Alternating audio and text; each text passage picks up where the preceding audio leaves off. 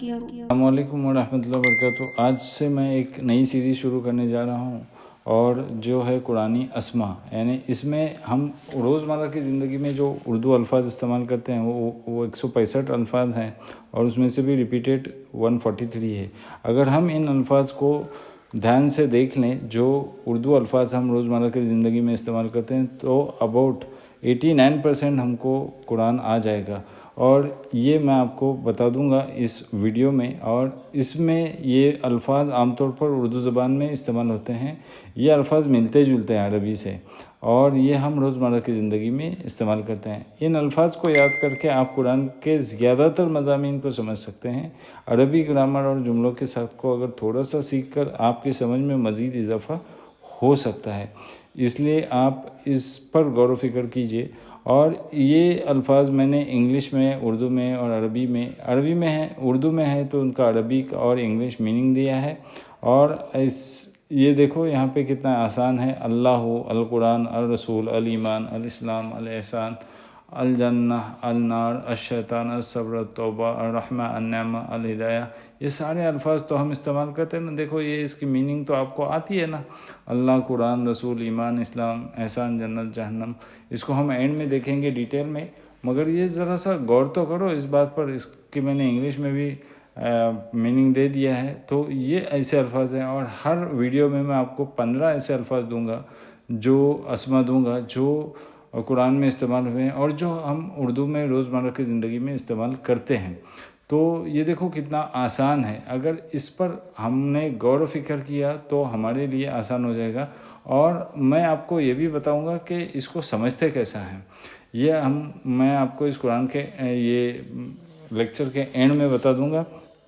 तो इसको आपको सीरियसली लेना है। तो मैं आपको सिर्फ ये नहीं बताऊंगा कि ये कुरान के अस्मा हैं जो हम रोज़मर्रा की ज़िंदगी में इस्तेमाल करते हैं, मगर मैं आपको इसको ग्रामेटिकली हम कुरान को समझने के लिए कैसा इस्तेमाल करेंगे ये भी मैं आपको समझाऊंगा हर वीडियो में। और इस तरह का वीडियो मैं आपको हर हफ्ते में देने की कोशिश करूंगा। देखो ये जो मेरा चैनल है ना, इसमें मैंने 3 तरह से आपको समझाने की कोशिश की है कि कुरान को कैसा आसानी से समझ सकते हैं। इसमें मैंने 3 प्लेलिस्ट दिया है। मेरा चैनल खोल के देखिए तो आपको 3 प्लेलिस्ट मिलेगा। एक है short course to understand Quranic Arabic grammar, और दूसरा है अरबिक लैंग्वेज कोर्स, और तीसरा जो अभी मैं हेडिंग देने जा रहा हूँ प्लेलिस्ट की, वो है Urdu words in the Quran. जो पहला है उसको वायोलेट कलर दिया हूँ मैं थंबनेल को, और जो दूसरा है यानी अरबिक लैंग्वेज कोर्स, उसमें मैंने मदीना अरबिक यूनिवर्सिटी की वो जो बुक है उसको सिखाया हूँ, और वो मैंने वाइट रखा है थंबनेल, और इसका मैं थंबनेल अभी चूज़ करने वाला हूँ। तो ये आप अगर इस पर गौर व फिक्र करेंगे, ध्यान देंगे, तो आपके लिए आसान हो जाएगा कुरान को समझना। आपकी चॉइस है, इन तीनों में से जो आपकी मर्ज़ी इसको इस्तेमाल कर सकते हैं और इसका फ़ायदा उठा सकते हैं। और हर वक्त ये जो कुछ अल्फाज दिए हुए हैं, ये जो कुछ अस्मा दिए जाते हैं, इनका आपको स्क्रीनशॉट लेना पड़ेगा।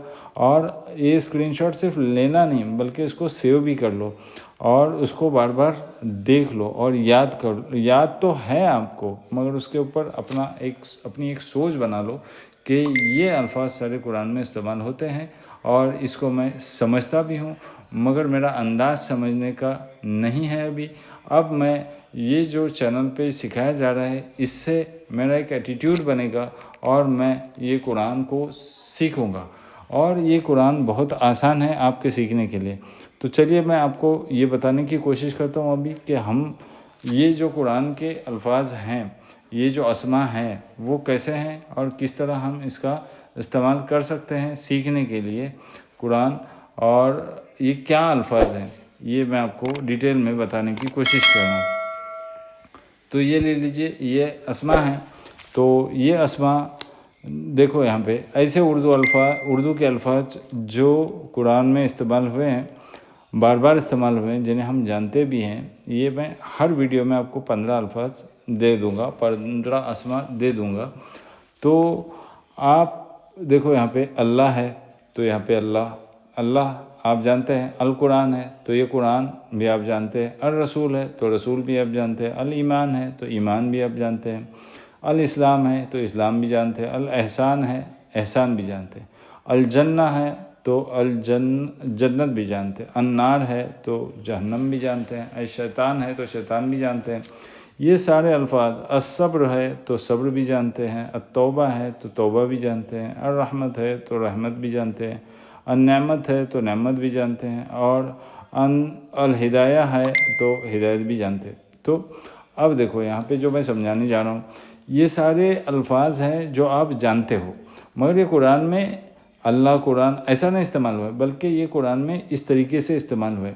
قرآن کو القرآن کہا ہے، رسول کو الرسول کہا ہے، یا رسول کہا ہے، وہ الایمان ایمان کو الایمان کہا ہے۔ تو یہ سارے اردو کے الفاظ ہیں جو عربی میں استعمال ہوتے ہیں، مگر میں یہاں پہ جو آپ کو بتانے جا رہا ہوں وہ ایک چیز ہے کہ قرآن میں اردو کے الفاظ اس طریقے سے استعمال نہیں ہوتے ہیں جیسے کہ ہم اردو میں اس کا استعمال کرتے ہیں، مگر قرآن میں جو استعمال ہوتے ہیں وہ اس طریقے سے استعمال ہوتے ہیں۔